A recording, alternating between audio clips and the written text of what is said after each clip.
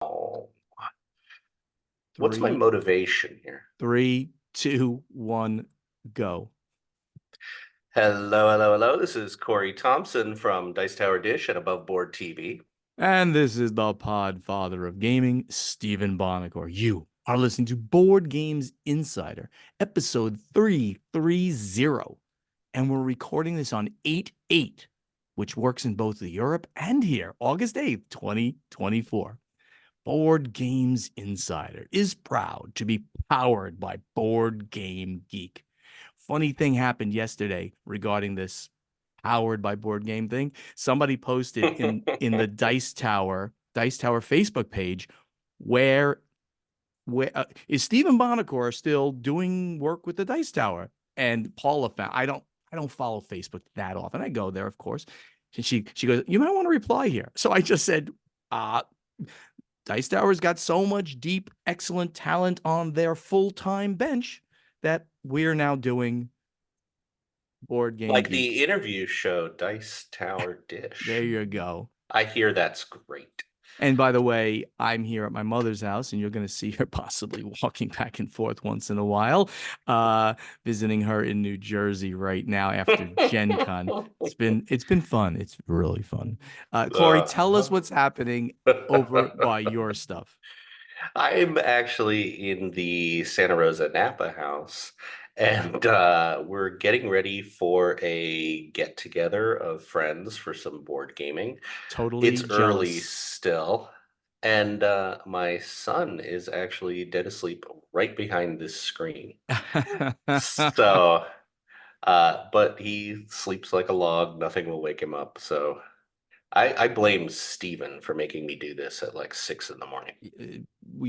We could have done it later because Ignacy, as you can see, is not here, and in fact hasn't replied to multiple WhatsApp texts. So To be fair, this one we kind of last yeah, it minute was it. a last minute it. So, some interesting things. So, as far as game playing, the family and I have been playing Ticket to Ride Legacy Very nice. and absolutely love it. It is fantastic. I can't Yep. recommend it highly enough. It Yep. might be my favorite Legacy game. From the first game, hooked me in. It's great. That's really Um, cool. as far as travel and stuff, I did not go to an unnamed large convention that just finished up. Uh, You but a you bunch can't of even friends. you can't even mention it. It's so I have annoying. such FOMO about it. I know. Man, We missed you. We really did. You were literally so many people asked about you. More I people asked have, about you than Ignacy. I want to say that. uh-oh. Well, I got emails every day constantly asking me for meetings and to go to dinner. That's And nice. I can't tell you how many times I wrote, I'm not at Gen Con. So I did miss the friends, the getting together, the games. But Barry, who people probably know, Barry is my best friend, my helper, my Chewbacca, my Kato Kalin, my my Tonto. He's just my Well, faithful helper. you've He's mentioned a few people in that I don't know anybody wants to be compared to. But go ahead, right ahead. If you think these Barry, these all Barry said all these. So anyway, he brought me games back because that's Barry nice. was at Gen Con and was helping. I I did. just want to do a quick shout out that one of the big games over at Gen Con was Gnome Hollow being published by the OP. Really hot game right now. The designer, Ammon Anderson, is such an amazingly nice guy. And a lot of people don't know this, but Gnome Hollow inspired the balloon sculpture of the gnomes that most people probably saw at Gen Con. The the guy who made the balloon sculptures, so talented. He did body suits of the gnomes who were running around the floor. If you saw enormous gnomes made out of balloons jumping up and down all over the floor. And by the way, the blue gnome was Ammon, the designer of Gnome Hollow. Oh, that's awesome. I He did not know. insisted that he get to wear a suit. And so he was having a great time running around and bouncing around. That's very cool. So, This is going to be a fun get together over at Shiloh. After this, there's going to be a Lucky Duck retreat at the house. Nice. Then Iceland, Finland, Essen. Wow. Is that one long trip starting sometime in September, I assume? Yeah, at the end of September, I will head over to Iceland and all the way through to uh, Essen. And there's a potential that I spend a little bit of time at the end of Essen, either hanging out in Germany or hanging out on the East Coast, or both. So Really? I've got a little gap of time where I need to waste time. So we'll see what happens. So you're gonna come see me? It sounds like it. That's what you're saying, I mean, I'd right? like to see you if you're Well, still talking if to me, if I'm home at that time. if you're home. uh, so over here at the Podfather Gaming, as I mentioned, I'm in New Jersey visiting my mother, which is always an interesting thing to do. But you know, as the good one of four sons, and probably I am the black sheep of the family. I'm going to say that directly, straight out. I'm the least good son of the four.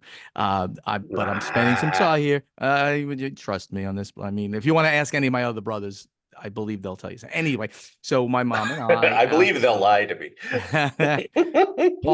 Paula is here too, staying here in the evening, but she's actually been out every day working, which is very interesting. So, right, she's helping out her aunt who is running the family store, jewelry store that's been in the family for 60 years. But because her uncle is actually Wow. her uncle's sick. He's not doing great. So he's been in like rehab for some physical issues. And so she's been going to the store. So I've been here with mom, helping out mom, and she's over there. So we get together at night and play some games and things like that. But besides that, obviously Gen Con is still just ended, still on everyone's mind. And I'm going to talk a little bit about the things, and we're going to talk about some news, of course, of Gen Con as well. So my game of the con, and I don't know that I mentioned it last week. Maybe I did. Was The Gang from Cosmos. Now, Corey played this game. It is cooperative Texas You Hold'em played poker. it at the gathering. And you did, no? Yeah, Okay, the yeah, two of us right, did. right. I And want I to, believe you hated it. And then almost immediately, it was the greatest game you'd ever played. I, And watching that roller coaster was amazing. It was one of the most Steven things I've been involved in. you excel in hyperbole, my friend. That is 100% true.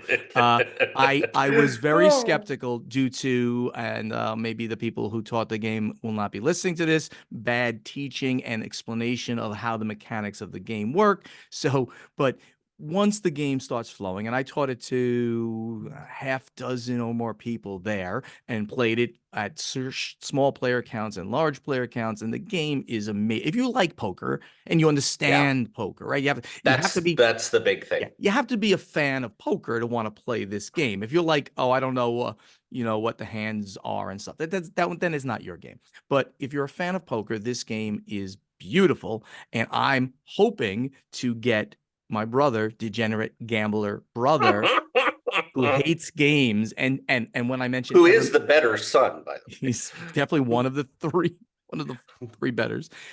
He doesn't like games and doesn't like anything with the word cooperative in it. He's competitive to the max. He's a gambler, right? So that's almost by definition, and just won a poker tournament. So I think though, when he realizes what this is all about, I think I might be able to hook him on this. So that was my game. I'll give a quick shout out to Bezier Games for a couple of games. Xylotar, which actually I believe was at Origins, and Sears catalog. Now Oh, I've heard such good things. that's a Yeah. play on words.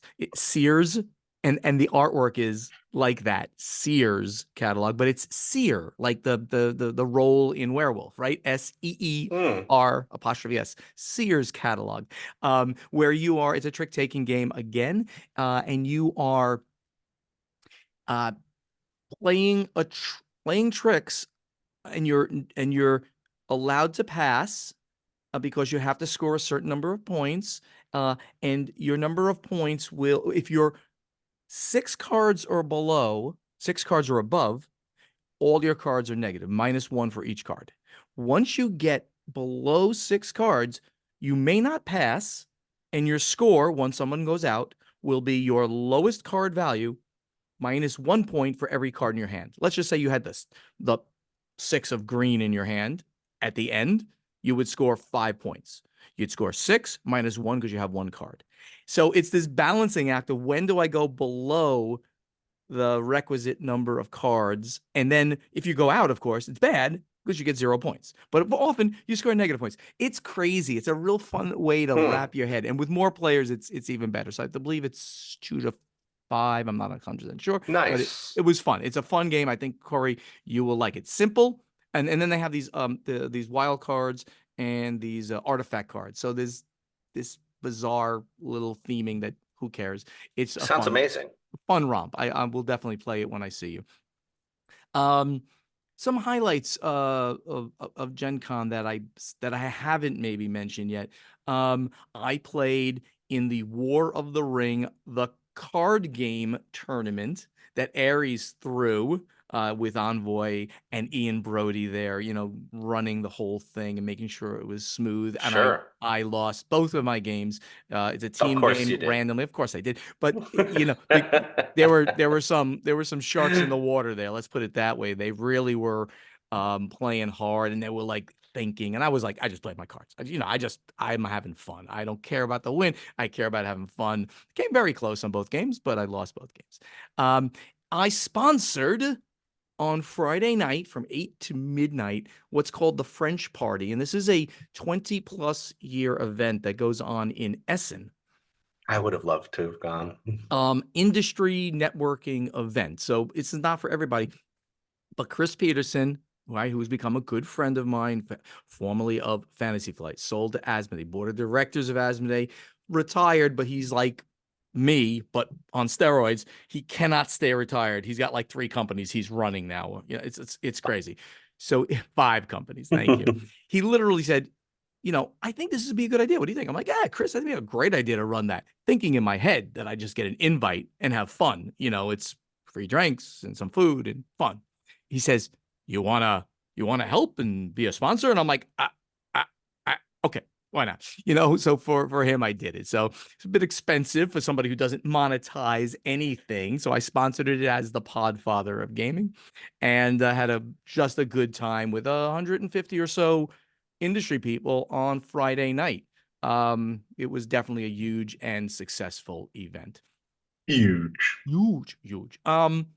Give a big shout out to first of all my friends who do the quad, Candace, Matthew Ah, McCack, Candace Harris, and Derek Porter. We got together and played games together Saturday morning. We played ah, Cosmic Hunters. That's a good one to mention.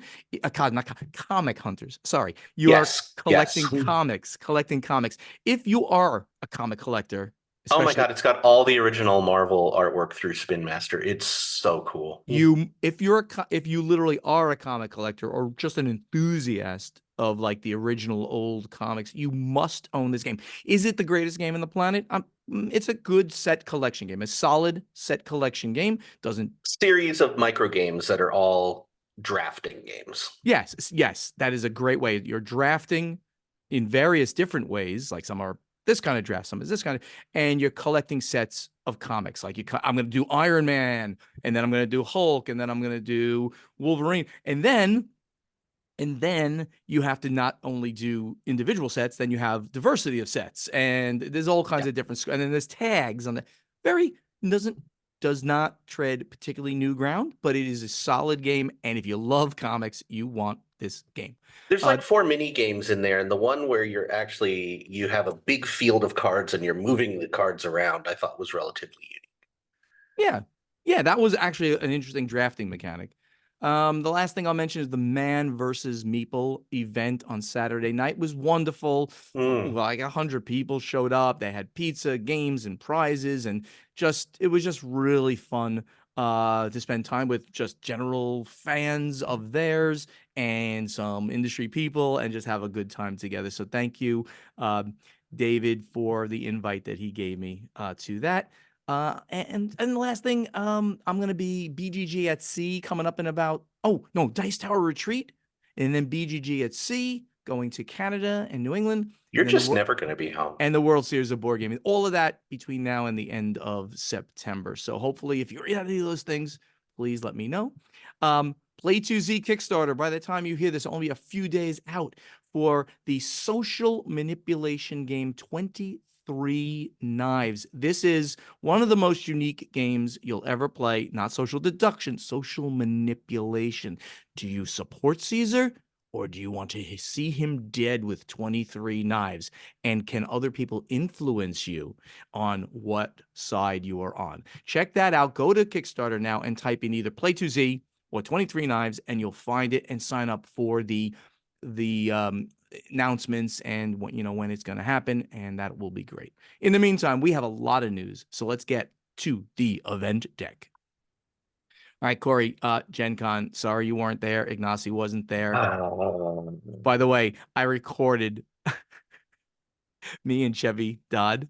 We recorded us eating the chocolate bombs that Beth Moak, very good friend of mine, very good friend of the show, she makes. She always used to make them for Stronghold. Now she makes them and gives them to Portal Games.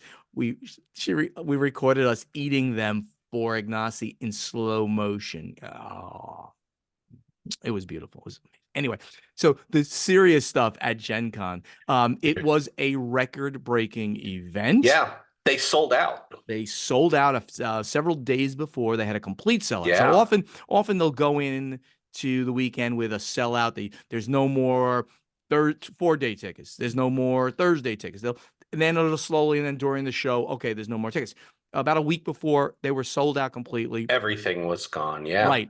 The official, they never give it an actual exact number, but the number that they put out was pretty close. Last year they had around 71,000. This year they were over 71,000. So you can see what they're trying to do is not go much bigger so that everyone has a good experience on the events, on the crowds, and all that. Yeah. 540 plus exhibitors, which is great. The space was obviously completely full, the convention center. Yeah. 24,000 plus events on the calendar. It's amazing. I don't know how they keep all this straight. Yeah, and our good friend Marion is one of the people that run the events, organize the events is a better way of putting it. So that's great. Thank you, Marion, for doing such a great job. $31,000 raised for the Rose Gauntlet Foundation and Tangram Charities. That is wonderful. And Rose Gauntlet, I'm one of the members, supporters, sponsors of Rose Gauntlet. They knocked it out of the park. That's great. Such an amazing group of people. Their new game, Turnip, doing really well. Fantastic. And in aggregate, Gen Con over the years, now remember, Gen Con now is 70,000. When Gen Con started, or even 10 years ago, they were a third of this size. So think about the growth and stuff.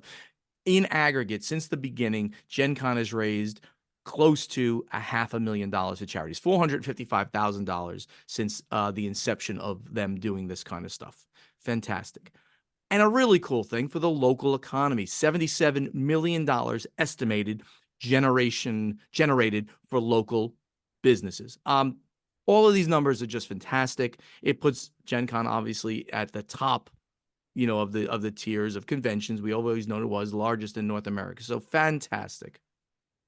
Last thing is Gen Con did mention that they are definitely going to be in Indianapolis through at least 2030. So new hotels are being built. The downtown Indianapolis area is fantastic. So can't recommend going enough. It's a fun thing. And you can see Mom over there in the back if you were watching it on she's cleaning. Anyway. So, Corey, you know about what happened with the D&D Player's Handbook. That is a huge thing. It released at Gen Con, not an official release, but a pre-release, and you had to get tickets. It was a raffle system. They only had 3,000 of them. They came with a collectability book plate inside, and apparently these things are going for buku bucks on the secondary market now. Yeah. So there's someone is confirmed to had been selling them at $150 with free shipping, so you can get it and they'll free ship to you. And there's a person allegedly has it up for $500, but nobody has actually confirmed that right now. So It was a It was hot definitely item, super, yeah. hottest item at Gen Con. And speaking of the new 2024 Dungeons and Dragons Player's Handbook, which by the way is not sixth edition, it's not D&D 1, it's really an interesting marketing thing. I really am curious what's happening with the new edition of D&D that's been teased since all the way back to the open gaming license Yeah, debacle. yeah, exactly. So this is somewhere in between. But as we reported, I don't know that we're going to see massive changes. I think we're just going to see massive numbers of source books and worlds and things like that. I think that's where they're Okay. going with D&D 1, but I think it really is a little vague right now. So they did people did come out and tell what the changes are in the new handbook. And Corey, did you read the article about this? Came from ICV2. Yeah, Which there's a lot of details, a lot of extra errata, a lot of extra subclasses and little rules that add to it. From ICV2, in general, the book features a few changes that are more errata and clarifications from the previous edition than anything else. The best change to the book is actually the very first section, as it addresses an RPG format philosophy that has existed in the RPG world for quite some time. The basic rules are finally in the front of the book, ahead of character creation in chapter 1, playing the game. Yeah. And So, that is a significant change in their philosophy. And originally, right, you would create a character before they explain basically like any rules, because they believed that you'd be invested, in the game. Oh my gosh, I have yeah. Jon Snow here, and I'm gonna play this amazing fighter type thing. And the original books were all mechanics. The original books were all, here's how you make your character, here's how you fight, here's how you check for traps, here's how you. There was nothing in general about playing. It was all the mechanics of how things work. Right. So they've changed that philosophy and they have written it down in quite a different way. Um, this is a very interesting thing for the greater portion of the toy and game industry, and this is that there was a merger between the Toy Association and the People of Play, and these two companies run different events, and now they're merging the management of it. The Chicago Toy and Game Fair organizer, People of Play, and its assets will be merged into the Toy Fair organizer, the Toy Association, with People of Play founder Mary Cousin, lovely person, joining the senior leadership team of the Toy Association. In her new role, Cousin will continue to manage the assets she's bringing to the association, including the Chicago Toy and Game Fair, uh, the Toy and Game Innovation Excellence Awards, the Bloom Report, which she acquired in 2020, and others. This move puts the Toy Association in deeper relationship with the inventor, we call them designer, and design community, and adds a successful consumer show to the holiday season to their troubled show portfolio, which has been attempting to regain its footing since the COVID pandemic. So, this is an interesting development. It doesn't directly affect hobby gaming, but it does on some level because some of the bigger and more consumer, like end consumer Yeah. family people do go to these shows in Well, our it's industry. essentially, the Chicago Toy Fair and the toys. It's a nice merging of a lot of these different organizations. Exactly.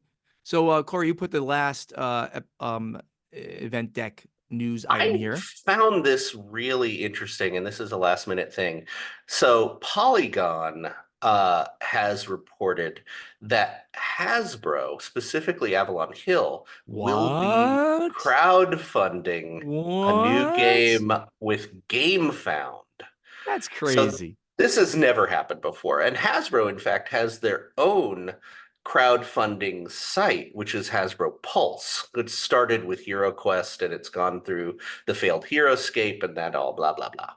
So the new game is called Asara. Uh, and I mean, it looks like a big, heavy, interesting game, which fits with the Avalon Hill branding. But the news is that they are going with Gamefound. That's just so crazy. So, as So, an aside, Hasbro Avalon Hill, right? Their board game division, so to speak. They were showing off Asara at Gen Con, and interestingly, this is a reskin of a Kramer Kiesling game, and I believe by the same name, but they have now put it into like the future. I believe it's like space or just futuristic uh type of game. A city builder that's been reskinned with a neon lit futuristic theme. And it's from mm. 2010. This is when it first came out. So it's interesting they're going with this older reskin game. And one that's, I mean, did you ever play Asara? I don't No, no, I don't know anything about it. Krama and Kiesling. Yeah, I mean, I had not either. So maybe it had a different name, but I asked them and I don't think they said yes to that question. But all of that aside, as you said, the big news here is they're leaving their own platform, Hasbro Pulse, which has Yeah, had a a sketchy mixed hissy. yeah, sketchy. They couldn't fund due to mismanagement. That's a separate thing. They couldn't fund their hero scale, Heroes, yeah. right? That was their big thing. They But had Hero Quest funded really well, and there's been a lot of toys in there as well. exact many toys. Who knows where those things are going to go? Maybe they'll leave those there. But Yeah. Hasbro will be on Gamefound in September. This is something absolutely to watch. Now, Hasbro has also confirmed that it has neither an exclusivity agreement with Gamefound nor a special agreement on revenue sharing. They're just using it for this game, which in and of itself, enormous. Yeah, I wonder what that means about revenue sharing. Obviously, you have to pay them to use the platform on some level. So I don't know what that word But we means. we know that's always been a negotiable thing. Specifically, when BackerKit first started, they were giving essentially free, high-profile games the ability to crowdfund on BackerKit. So there's always a negotiation. Oh yeah, If you make the crowdfunding site look really good, they'll give you a deal on it. I I I bet that they got. I believe GameFound made Hasbro an offer they couldn't refuse. So that's probably what's going on right here. So very interesting news. I can't wait to see what ends up happening. That's all the news. Let's get to strategy and tactics. All right, Craig Thompson, he's at best host. I like that one. So why is the Podfather such a poopy head? What? Now I don't like Craig all of a sudden. And when can we hear more of that Corey guy? He's by far the best. Give him his own show and a big salary. All right, we're gonna move right on here. Jay, Just more proof that Stephen will read anything that's in the script. I I did see this. I did see this beforehand, but I I read it like I didn't. James Barnes from Canada. He's at once a noof. Once a new F. Once a new F. Okay. He says, good day. Thank you for the great podcast. I always look forward to the content being streamed on YouTube. Thank you for looking at our faces. 3 questions. I do not believe that I have heard these being discussed. If I missed, I apologize. Don't worry. We take questions even if they've been asked already. Question 1. This question somehow overlaps with your playtesting question.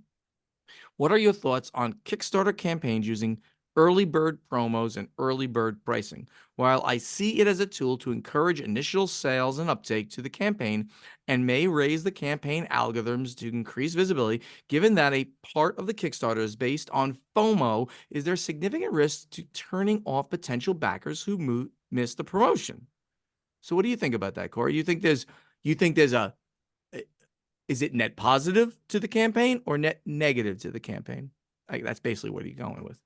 I think it helps campaigns. I think as a publisher, it's a great way to get your thing out there and to make people feel that FOMO that they have to Yeah. back now at certain levels. With exclusives, I'm all for early bird pricing. If you Yes. follow it before the campaign launches, you know when it's going to launch. You're the good consumer following it all along. You get rewarded with a Right. cheaper go. With exclusives that are time related, that's a little sketchy. Exclusives always have that air of extortion. Yeah.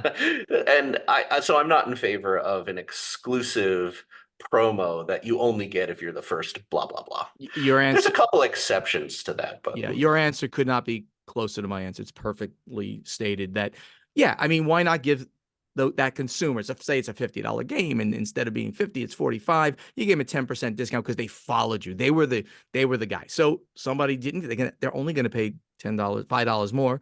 I think that's fine. I don't like exclusives in general. I think they're kind of sketch. If you gave somebody for something for free, make sure it's available later somehow. I think that's cool. You have to pay for it, maybe, right? I mean, it's a bunch of cards. You got to pay the $5 or $10 for those cards. All right. Second question. I've heard comments on several podcasts about reviewers being concerned about potential bias, real or perceived, in their reviews if they have previously done a paid promotion this and or this received is free such a copies. huge topic, and I think we've talked about it in Sure. depth. It needs to be discussed. It's a fact that a lot of influencers get paid to preview a game or talk about a game. Yet, if they review a game from the same company, they have an inherent bias, and it just needs to be clearly defined at the beginning. Were you paid Oh, to yeah. review this game? Which is rare. Were you paid by the company to just promote and then later review the game from a company who paid you? That needs to be disclosed. Yeah, I mean, yes. Uh, as long as you're saying it right up front, this is a paid promotion, or in Right. general, I was given this review copy. That's a thing that you're actually, and that's the thing you're supposed to disclose. Also, Dice Tower always discloses that. I mean, they're the biggest Yep. channel, or in the top 2 or something like that. So as long as all of this is disclosed, you go for it. Now, and then, so company X has paid interviewer, reviewer Y to do a paid promotion. They do it. Obviously, it's going to be a nice presentation. If they happen to send them a game, to review, and the reviewer doesn't like it, well, should then be honest and say, well, I really didn't, this is not my style of game. However, there are publishers out there who will cut ties with an influencer if they give a bad review. That is wrong also. I think that if a publisher gives a game to somebody to review, they should be prepared for either a good review or a bad review. There That's you go. part of the game, and That's that should part of not it. be held against an influencer. All That's the fear on the influencer side. right. All news, all promotion, all mentions are good mentions. That's an adage of marketing. Question 3: do you upgrade components for your personal games? And if so, what are your favorite game component upgrades? Corey does all the time, especially with like I vinyl, love metal. I love mats. mats. Yep. Yep, neoprene mats. I love metal coins. And I have some strong feelings about upgraded components. I am not a fan of screen printed meeples. I love meeples in unique shapes, but when they start printing images on the meeples, I think it looks cheaper. And that's just me. So I tend to steer away from that.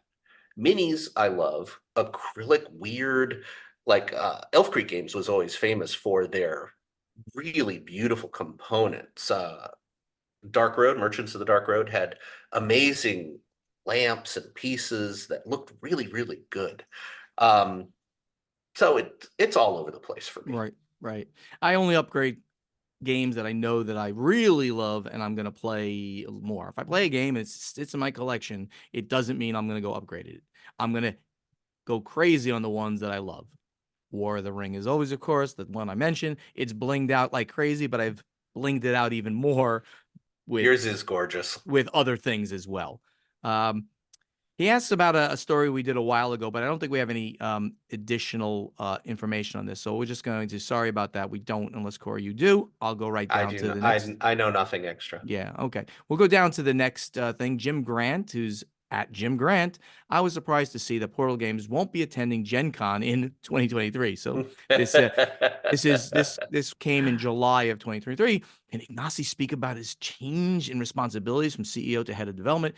Anything he can share. So I mean, he's talked about this. So I'll just reiterate for him. They've pulled back on making certain appearances, but they had a presence at Gen Con, a good presence. It's being run. His booth was being run by Chevy Dodd, friend of the show, friend of Ignacy, friend of all of us, and he just doesn't want to do certain responsibilities. And you know what? Running a company is a lot less fun Yeah. than making games, like developing and designing. So it's And just a remember, thing.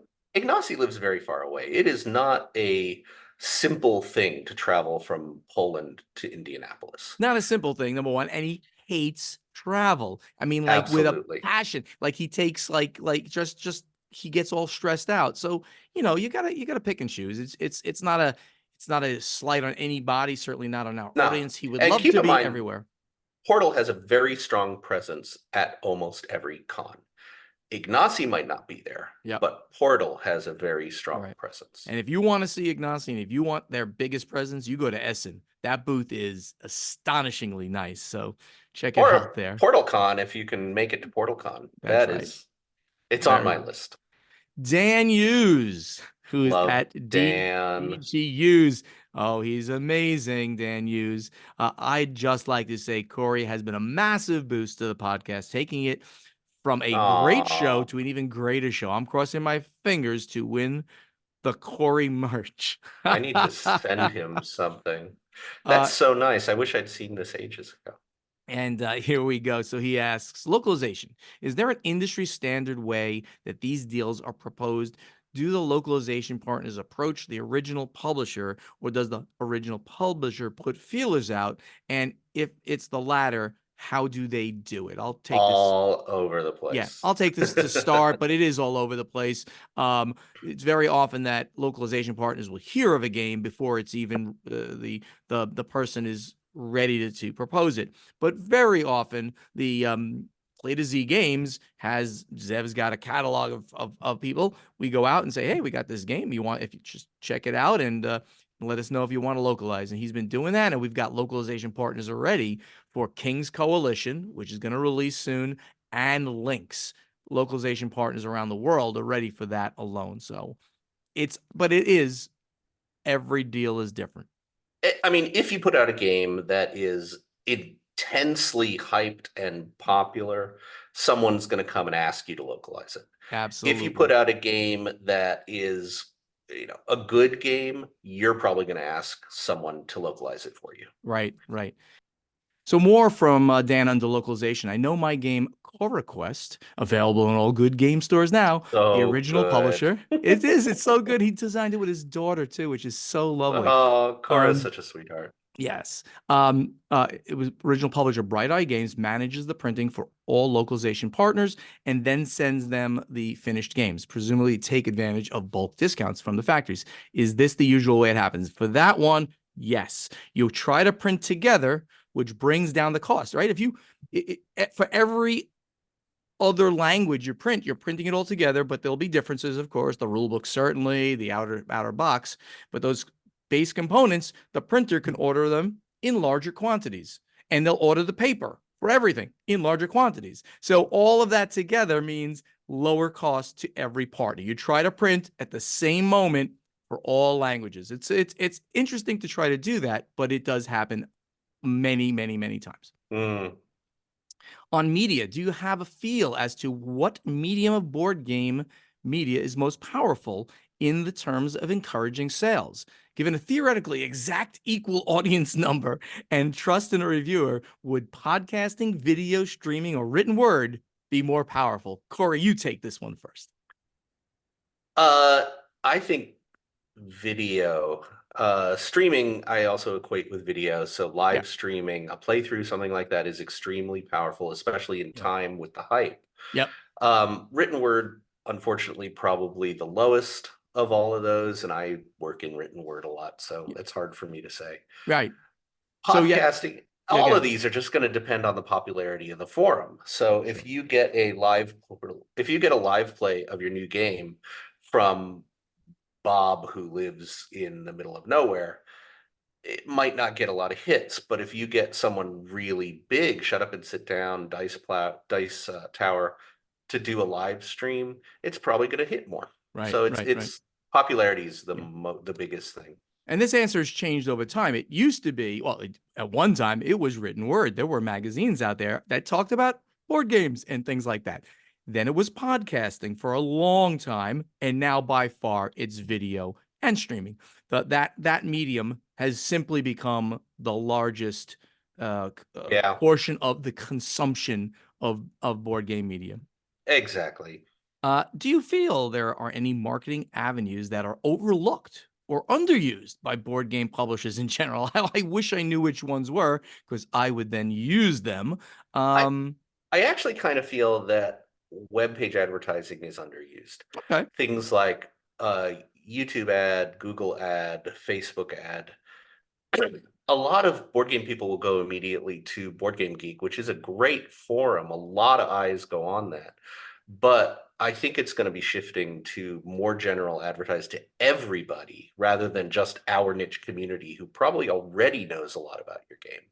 Um, and that's going to be the more general broadcast advertising, targeted ads.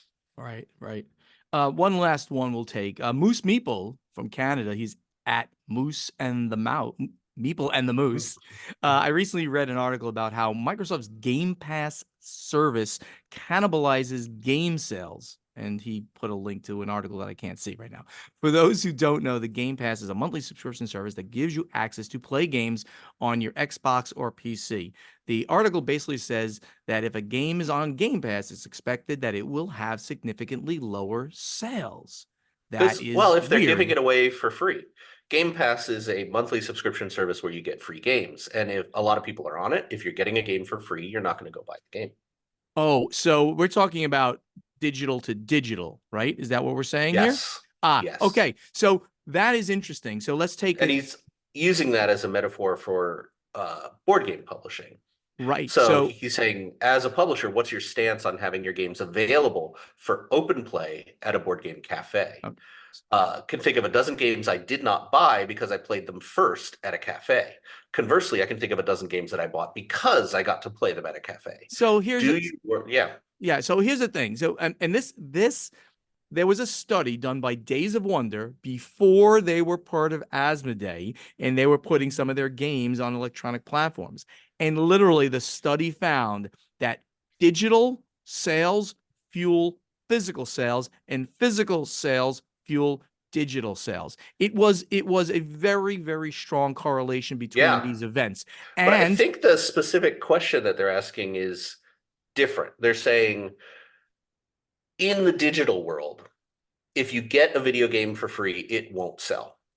Now we're in the physical world. If you get to play a physical board game for free, does it not sell? yeah, And I think it's the opposite. I think if you get to play with it, it'll fuel sales much more often than it'll kill yeah, sales. I think you're correct. It's one of those things where it'll be a case by case. If the game is just bad and it's in a cafe and you play it, you're like, oh, I'm not going to buy it. Okay. But if you got some good games Yeah. that are in there and you play them, then you will probably buy them. And as you can see, my mother is walking Quite away. honestly, quite honestly, I feel that if a board game is bad, whatever that means, Right. then it's still going to help sales. They'll go from absolutely terrible to a little better than terrible.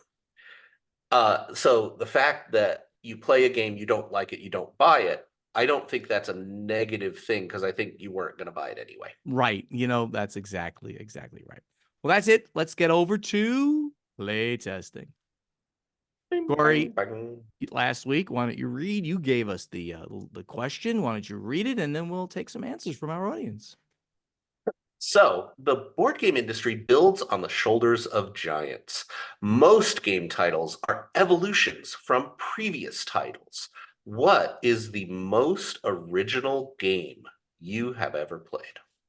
So, as usual, very interesting answers, things that I've never ever Oh, thought so of. many really cool ones. I mean, there were some out of the box. I mean, maybe Magic the Gathering was said by Evan Halbert. I mean, certainly that game and what it did specifically transformed, created an industry. But Yeah. that when I wasn't thinking of it in that direction, I was thinking it, of course, as board games. Anything that you It's a saw very here? fine line between the really influential games and the original games. True. Uli Blenneman, friend of the channel, Oh yeah. owner of Spielworks, said back in the days it was Cosmic Encounter.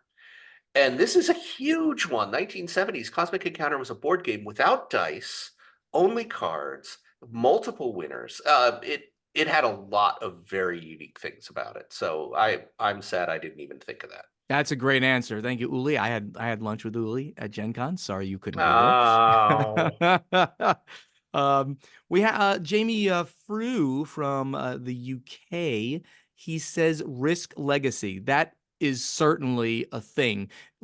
That created Legacy, right? That now right there created like the just a real destructible quick, games. real quick pitch here. On Dice Tower Dish, I did an interview with Rob Davio, who was the main creator of Risk Legacy, Sure. and the story behind it is amazing.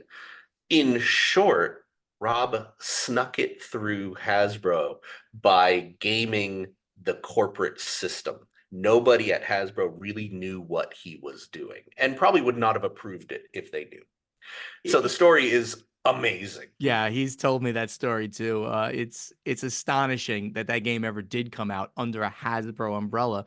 Yeah. But in the end, it transformed, a specific piece of this industry. Greg Senko says Cat in the Box. It's not my jam, but trick taking without suits on cards added a layer of token placement, I and adding a layer. absolutely love it. It is really cool. But again, trick taking, it takes that mindset and gives a really original take on it. The crew also came up several times. Kirk W said, I feel like I'm more about games that blend and balance existing mechanics. That said, I'd have to go with Oros as the most innovative game I've played. Again, using innovative instead of unique, but they're similar. And then also give an honorable mention to the crew, Quest for Planet Nine, for opening the doors wide for cooperative trick taking.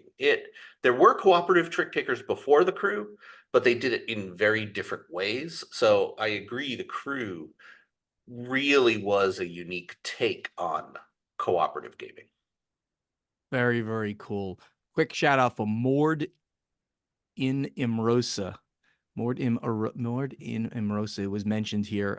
Mord im Arosa. That's Yeah, how you I say it. saw that. It's a game I don't know. Oh, I will tell you about it. I almost signed this game early around 2010 or 11 at Essen.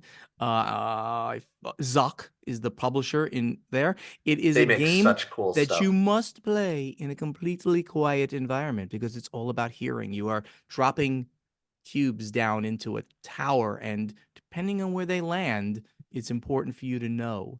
It's very, very unique. So that's a great one. That one comes from Trainer Bobandi from Iceland. Thank you. Now, So I Corey, have asked this question a number of times in interviews and things like this. My personal answer is The Mind. There is no other game I feel that influenced The Mind.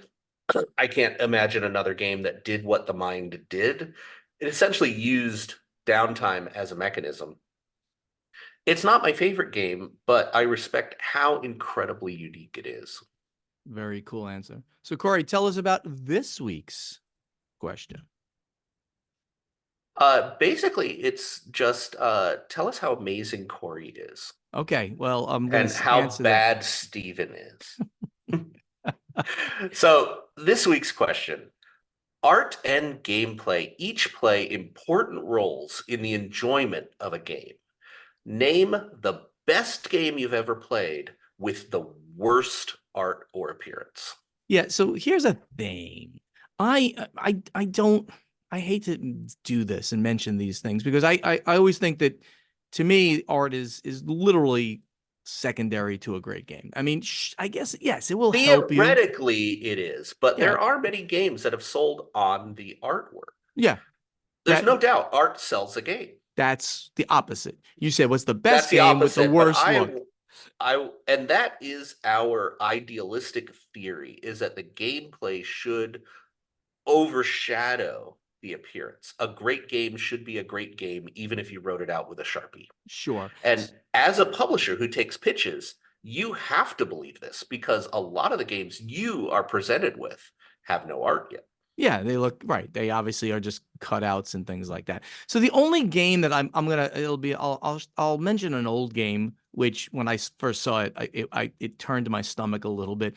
It was Hansa Teutonica. It's just Yeah. and it's and but what I'm gonna mention could be many Euro games are like this. They're very bland looking, and this game was the blandest of the bland looking. This palette of And Hansa yellows. Teutonica has often been cited as the gold standard Euro game. Oh, well, gold standard Euro game, but in my opinion, not the prettiest game on the No, planet. no, no. And Okay, I'm emphasizing it's a fantastic game with a yeah, boring look. boring, boring, boring My look. my pick is actually Mystic Mystic Paths, which is an amazing word guessing, clue giving cooperative game Right, with just terrible board and minis for no reason, and right.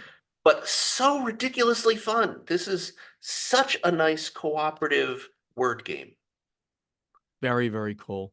So right now, you all can go to the guild on Board Game Geek, Even and me? you can even answer this question, and you can put your same answer there, Corey, if you'd like. But we want to hear back from you. What do you think is the best game with the worst art look? Go check it out. I've already created a thread, Corey. I know you don't know how to use a computer. So go No. there, answer the question, and we'll maybe take your answer on next week's podcast.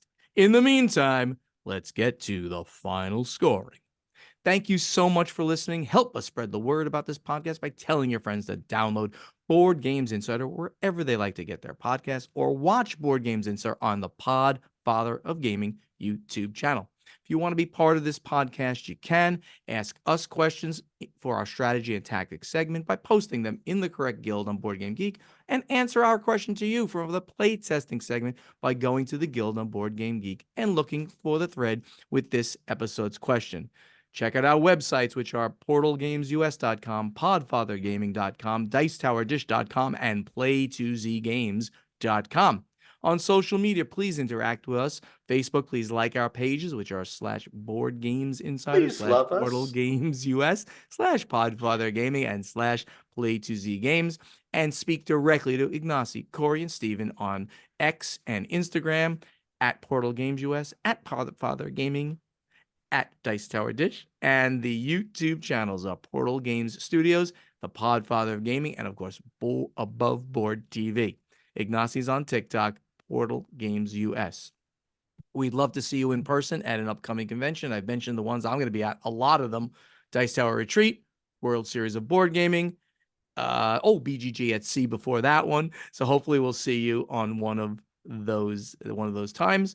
Board Games Insider, professionally edited by Joshua Bowman from Tabletop Submarine Podcast. If you want to hear your podcast edited, want to see it edited by Joshua, reach out to him and discuss tabletopsubmarine@gmail.com. And that great voice you hear doing the intro, the outro, the in-between segments is that of Ray Greenlee. Contact him to do voiceover work at raygreenleevoiceover.com. Corey, talk to me. What's going on, Corey? You have something. So I have a little bit of something. So recently we did the statistics question, which was what was the best year for board gaming, and I had done the statistics. I got a lot of emails back, and so I went back to my original data, and it turns out I did it a long time ago. So I went and redid it as of last week, the top 10,000 games on BGG, and real answers came out, as opposed to when I did it a couple years ago when it was very, very flat.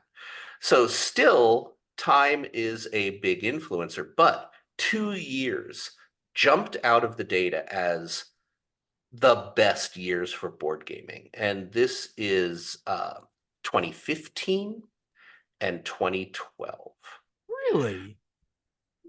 And it's very interesting. So if you just look at in the top 10,000 games, what year has the most, 2015 has 3 times more games in the top 10,000 than any other year. That's very odd And then and 2012. interesting. Wow. And if you look, so there's a lot of ways to look at this. The most games in the top 10,000, you can look at the average rating for each year, and you can look at cumulative ratings for each year. And all of them basically point to 2015. If you look at an average score rating, I'm going with the geek rating rather than the user rating. User ratings go exactly with what year was it released. But the geek rating on BGG, number one is the year 2015, then it goes 2016, 2005. then Corey, 1419.9. you're a font of knowledge, my friend, a font of knowledge. Anyway, Anyway, I just thought I'd throw that out there. thank you for doing that. Keep the emails coming. I And love it. apologies to anybody listening. There might be extra noise right now on this my voice because there's somebody doing some cleaning here now. So let's end this podcast before it gets any worse. See you all next time. Bye-bye. Take care, everyone. Thanks again.